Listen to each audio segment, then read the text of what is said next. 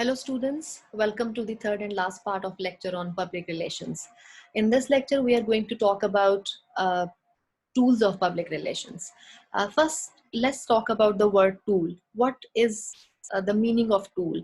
We all know that tool is a device. It can be a device or it can be a gadget that helps us perform a job, that helps us do something. Uh, for example, hammer is a tool. Uh, Similarly, a plier is a tool. So tools are the things that again help us perform a job, to do an activity. In this case, what can be different tools of public relations? We are going to talk about different designs or different things that can help a public relation officer accomplish his job. So let's begin. Here you see this term SWOT analysis. In order to plan a public relation campaign, a PRO has to do a lot of research, a lot of background research. That background research leads to situation analysis, that is also known as SWOT analysis, which is an acronym. SWOT is an acronym of strengths, weaknesses, opportunities, and threats. A public relations officer has to think about all those core factors to build a successful public relation campaign. Uh, and with that, a public relations officer also has to think about a number of strategies that he can employ. He needs to be creative and he needs to think about how actually he is going to execute the strategies that he has planned. With that, on this slide, I have copied some objectives of public relations. I copied them from the book chapter that I'm going to share with you all. Uh, I have listed few here. You will find them in detail in the chapter. I would like you to read them on your own. They are very simple and self-explanatory. Like, let me read a couple to you. So for example, what does a public relations activity do? It launches a new product or brand. It disseminates news about a brand, company, or organization. It creates excitement in the marketplace. It creates high levels of customer satisfaction. It creates buzz. Like I said, these objectives are self-explanatory. I have listed a few of them here. The rest of them are given in detail in the book. So they are very simple and I would like you to read them on your own. Let's talk about tools of public relations. I have added this picture again from the same book that I have used to prepare the lecture and the same book chapter that I'm going to share with you all. This picture, in my view, is very helpful and it pretty much sums up all the tools of public relations that you need to know. As you can see, this picture is given on page 468 and I have copied it from there.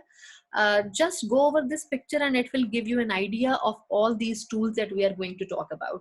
Their detail, I'm going to discuss their details and they are also given in the book chapter. You can see that here the tools of public relations are divided in three different categories. You see 1, 2, and 3.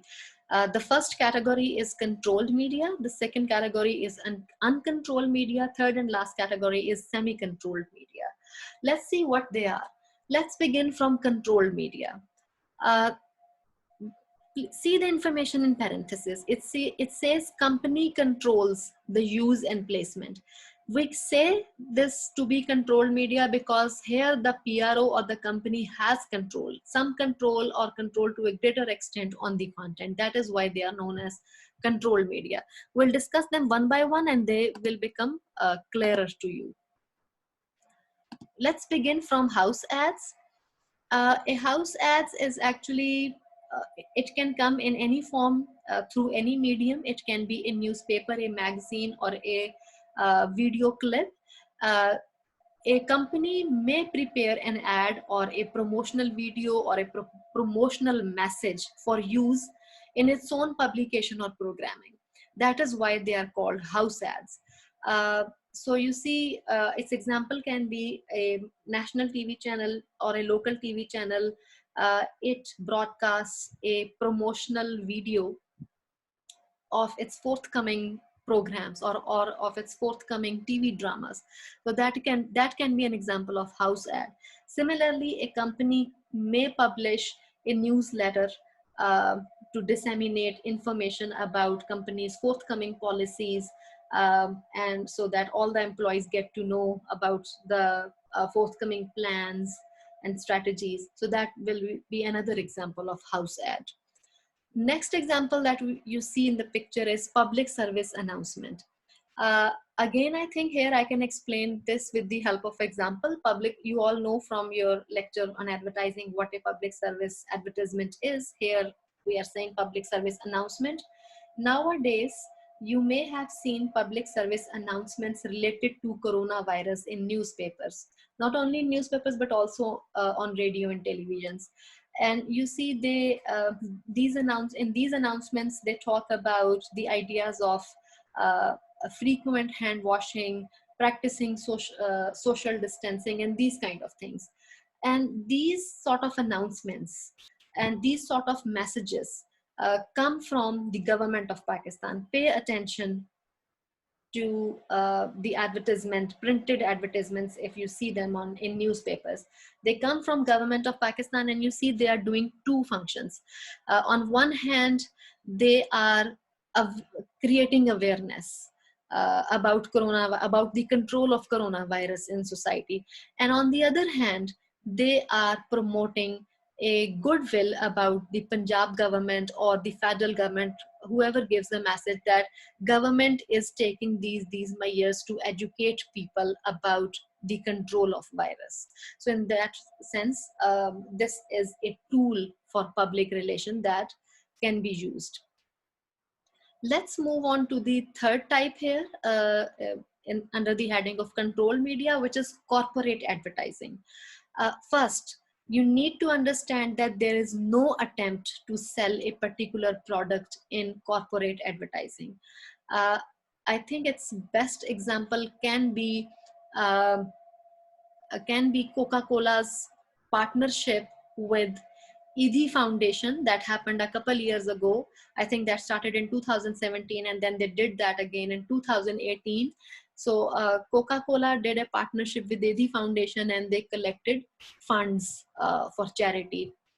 In that sense, you see, there is no attempt to sell a particular product. Coca-Cola did not make any attempt to sell the product. The purpose was to enhance uh, the uh, to enhance the prestige of the organization and to let people see Coca-Cola in positive light. And that was a charity work too, of course. Next, we have in the list publications, brochures, flyers, magazines, newsletters. A company may publish a newsletter or a magazine, again, to disseminate, to float information about its upcoming policies. We have already talked about that. And that is a form of controlled media, because the company has complete control over the content that they promote, or the content that they share with their audience.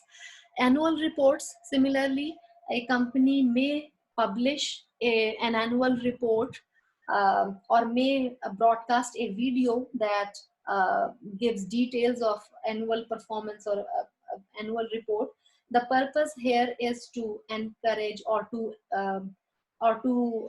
tell your investors about the company's progress. I'm going to discuss the rest of the five together: speakers, photographs, film, video, CD-ROMs, displays, exhibits, staged events, because I think they can be discussed together. I'll tell you how. Um, we all are familiar with companies like Adobe, and similarly, which is a software company. Another company, Mac. Similarly, there Mac company that produces softwares for educational institutions. They are primarily used by people in educational institutions. Similarly, different softwares by Microsoft. There is PowerPoint, there is, we know, there is Excel, there is Microsoft Word. So whenever the company produces a new software or they launch a new software, what happens, their teams or their representatives, they go to different educational institutions, they give talks.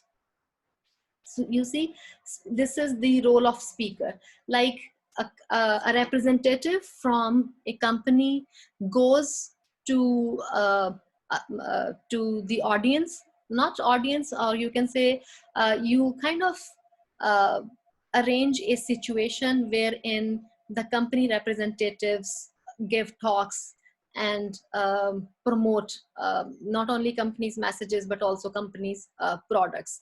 Photographs, exhibitions, displays, they are all examples. Staged events, I have given you the example of these software companies, and these all are leading software companies. Whenever they are uh, launching a new product, a new software, or introducing a new software, they do tours of educational institutions. They go there, they show videos, promotional videos, and they show photographs, they give talks, they also stage events and exhibits. And I think the examples of different software companies that I have given you actually explains this all. And all of these forms, you see, the content can be controlled. The company has control on the use and the placement of information that the PRO is going to share with his or her prospective audience. That is why we call this controlled media. Let's talk about the uh, other type of uh, tool, that is uncontrolled media. Here, actually, media controls the use and place. That is how it is different from control media. In control media, the company has control over the content, but here the media has the control. The company does not have the control. I'm sorry, I forgot to enlarge the screen. All right. So the first thing here is the news release. Print, audio, video. The news release can go in any form, in print form, in audio form, video form, in the form of email or fax. What is a news release? Let's talk about that first. A news release is an information that is sent by an organization to media so that they can publish it. Let me give you an example. So Punjab University, let's assume this situation. This is an assumption, and of course has nothing to do with the reality. Let's assume this situation that Punjab University makes a decision that they are not going to be back to face-to-face classes until uh, the beginning of 2021. Now this is an information, and the institution, the education institution, in this case is Punjab University, they can make a news release and they can send it out to media channels or to newspapers for publication or broadcast. Now it is up to the media channel either to publish it or not to publish. They may publish it, or they may not publish it, or they may truncate the story, or depending upon the size, the space, or the time. So in this case, you see, that is why we say it is uncontrolled form of media, because the company does not have, the institution, organization doesn't have control. Features, pitch letters, I'll discuss them with fillers, historical pieces, and profiles. Someone can write, let's say, someone can write a feature on a company. In the last lecture that I shared with you on public relations, there was an example of a feature on Nestle products. Um, and so similarly, someone can write a feature or a historical piece on FC College, FC College is one of the historical institutions in Lahore. So let's say a student or a faculty member, anyone from the internal public of FC College can write a feature or a write-up on FC College, or even you can write a profile story. You see here, profile, which means someone can write an article on let's say a distinguished professor from FC College, or maybe uh, any alumna or FC or of FC College or alumnus of FC College. Fillers are the articles that tend to fill the space.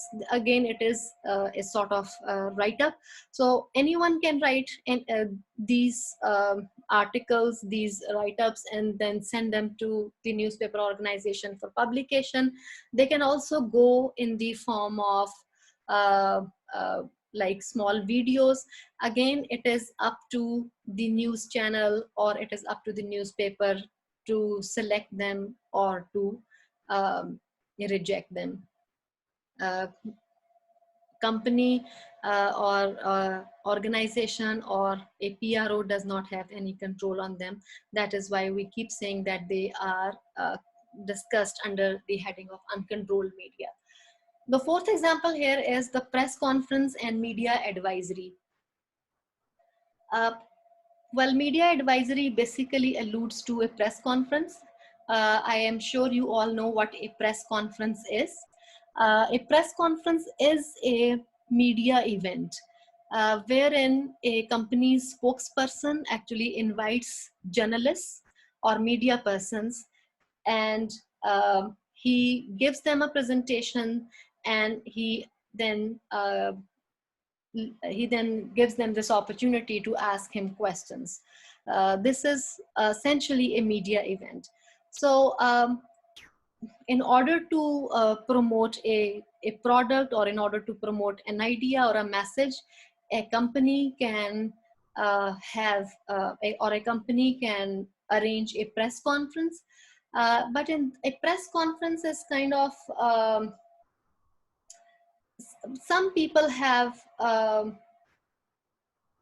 some people sometimes public relations officers are not comfortable with the idea of holding press conferences, and the reason is that what if media persons or journalists do not show up, or what if they do not ask them, or what if they do not ask them the questions that are related to the topic, or what if they ask them questions that the company or the organization does not want to answer or cannot answer. So there are these sort of caveats that are related to press conferences. But in order to prevent that kind of situation, you see the word media kit here. There are media kits, fact sheets, or background information. What is media kit? Media kit is actually a sort of file or a folder that you already plan, and you have it ready before the journalists come, and then you distribute you give them media kits, or you already send them these media kits. The purpose is that they come prepared to talk about the topic, and they do not get detract.